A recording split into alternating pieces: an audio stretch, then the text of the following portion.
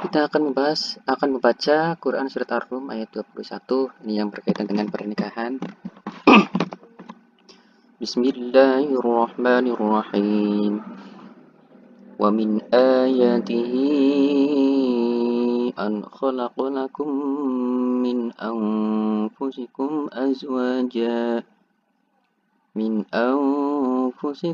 azwajan litaskunu ilaiha wa ja'ala bainakum mawaddatan wa rahmah. Inna fi dzalika laayatin liqaumin yatafakkarun. Makna pernikahan. Kata nikah berasal dari bahasa Arab yang berarti al-jam'u atau bertemu atau berkumpul. Sedangkan menurut istilah, nikah ialah suatu ikatan lahir batin antara seorang laki-laki dan perempuan untuk hidup bersama dalam suatu rumah tangga melalui akad yang dilakukan menurut hukum syariat Islam. Hukum nikah. Yang pertama, jaiz atau mubah. Artinya dibolehkan, dan inilah yang menjadi dasar hukum nikah. Yang kedua, wajib. Wajib ini bagi orang yang telah mampu atau sanggup menikah. Bila tidak menikah, khawatir ia akan terjerumus ke dalam perzinaan. Yang ketiga, sunnah. Yaitu bagi orang yang sudah mampu menikah tetapi masih sanggup mengendalikan dirinya dari godaan yang menjurus kepada perzinaan. Keempat, makruh.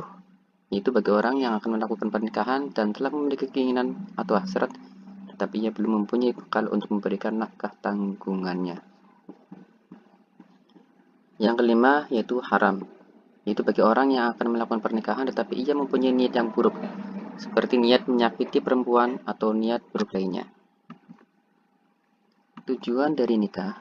Secara umum tujuan pernikahan dalam Islam adalah sebagai berikut, yaitu memperoleh kebahagiaan dan ketenangan hidup atau sakinah, membina rasa cinta dan kasih sayang, memenuhi kebutuhan seksual yang sah dan diridhoi oleh Allah Subhanahu wa taala, melakukan perintah Allah Subhanahu wa taala, mereka menemukan pelaksanaan perintah Allah. Kemudian mengikuti sunnah Rasulullah Sallallahu Alaihi Wasallam. Dan yang terakhir memperoleh keturunan yang sah. Ada rukun dan syarat nikah. Yaitu pertama, ada calon suami. Syaratnya beragama Islam, atas kehendak sendiri, bukan muhrim, dan tidak sedang dalam keadaan ihram haji. Rukun yang kedua yaitu adanya calon istri. Syarat-syaratnya beragama Islam, tidak terpaksa, bukan muhrim, tidak sedang bersuami, tidak sedang dalam masa iddah, dan tidak sedang ihram haji atau umrah. Rukun yang ketiga adanya wali. Syarat-syarat walinya yaitu mukallaf, laki-laki merdeka, adil, tidak sedang ihram haji atau umrah. Selanjutnya rukun yang keempat yaitu ada 2 orang saksi. Adapun syarat-syaratnya beragama Islam, dewasa, sehat akalnya, tidak fasik, dan hadir dalam akad nikah. Yang terakhir yaitu ijab dan qabul. Syaratnya dengan kata-kata nikah atau yang semakna dengan itu. Urutan antara ijab dan qabul.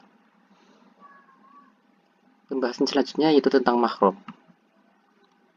Menurut bahasa, mahram berarti yang diharamkan. Sedangkan menurut istilah dalam ilmu fikih yaitu wanita yang haram dinikahi. Penyebab wanita yang haram dinikahi ada beberapa golongan. Yang pertama, haram dinikahi karena keturunan. Yang kedua, karena hubungan sesusuan. Dan yang ketiga, karena pernikahan.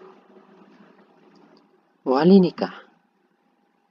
Ada 2 macam wali nikah. Yang pertama, wali nasab, yaitu wali yang mempunyai pertalian darah dengan mempelai wanita yang akan dinikahkan. Dan yang kedua, wali hakim, yaitu seorang kepala negara yang beragama Islam. Di Indonesia, wewenang presiden sebagai wali hakim dilimpahkan kepada pembantunya, yaitu Menteri Agama. Kemudian Menteri Agama mengangkat pembantunya untuk bertindak sebagai wali hakim, yaitu kepala kantor urusan agama Islam yang berada di setiap kecamatan. Urutan wali nasab atau wali yang boleh menikahkan seorang perempuan. Yang pertama ayah kandung, kedua kakek. Kakek ini yang berasal dari ayah, jadi mempelai perempuan. Kemudian saudara laki-laki sekandung, yang keempat saudara laki-laki seayah. Kelima, anak laki-laki dari saudara laki-laki sekandung. Keenam, anak laki-laki dari saudara laki-laki seayah. Kemudian saudara laki-laki ayah yang seayah dengan ayah. Selanjutnya, anak laki-laki dari saudara laki-laki ayah yang sekandung dengan ayah. Dan yang terakhir, anak laki-laki dari saudara laki-laki ayah yang seayah dengan ayah.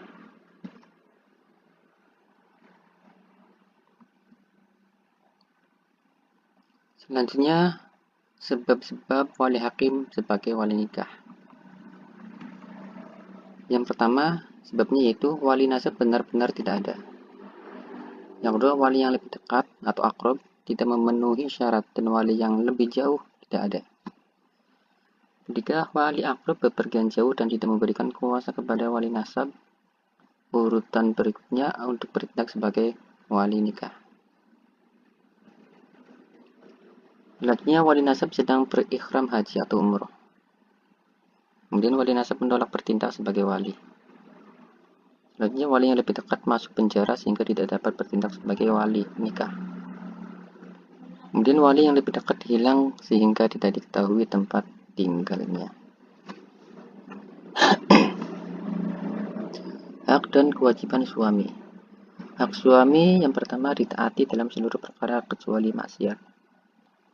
Kemudian dimintai izin oleh istri yang hendak keluar rumah. Selanjutnya, yang ketiga, istri tidak boleh puasa sunnah kecuali dengan izin suaminya. Yang keempat, mendapatkan pelayanan dari istrinya. Dan yang kelima, disyukuri kebaikan yang diberikannya.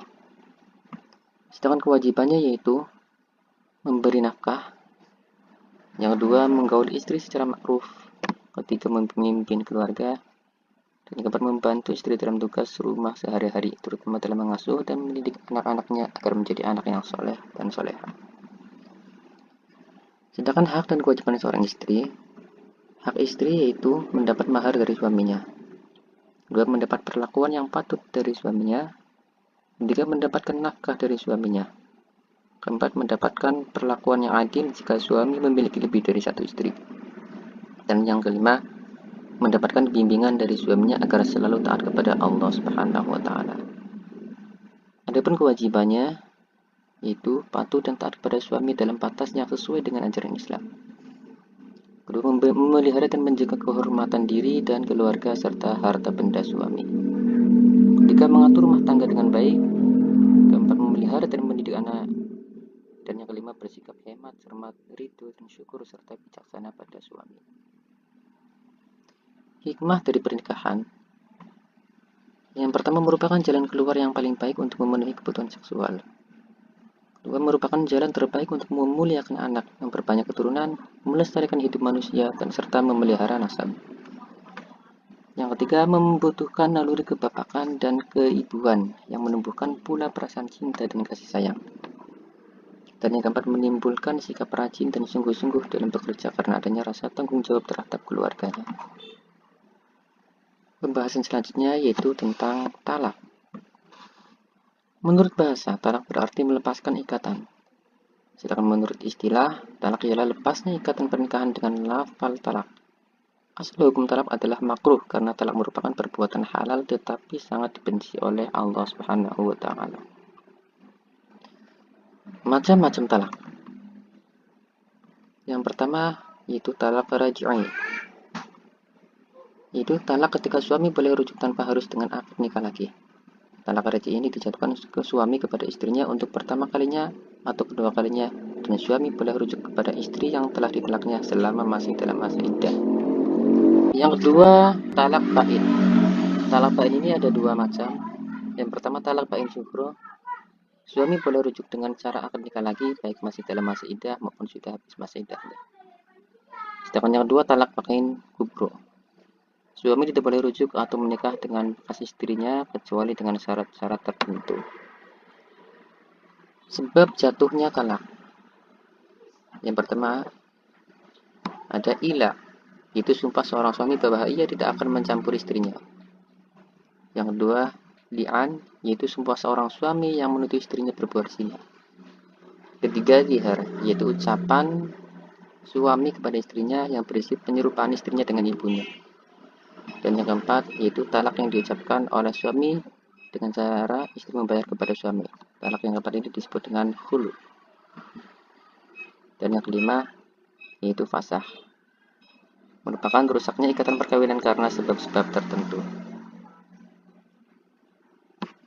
Pembahasan selanjutnya yaitu tentang iddah. Secara bahasa, iddah berarti ketentuan bilangan. Sedangkan menurut istilah, iddah ialah masa menunggu bagi seorang wanita yang sudah dicerai suaminya sebelum ia menikah dengan laki-laki lain. Masa iddah dimaksudkan untuk memberi kesempatan kepada bakal suaminya apakah dia akan rujuk atau tidak. Lamanya masa iddah. 1. Wanita yang sedang hamil masa iddahnya sampai melahirkan anaknya. Yang kedua, wanita yang tidak hamil sedang ia ditinggal mati suaminya maka masa iddahnya 4 bulan 10 hari. Jika wanita yang dicerai suaminya sedang ia dalam keadaan haid maka masa iddahnya 3 kali quru atau 3 kali suci. Kepada wanita yang tidak haid atau belum haid masa iddahnya selama 3 bulan. Yang kelima, wanita yang dicerai sebelum dicampuri suaminya maka baginya tidak ada masa iddah.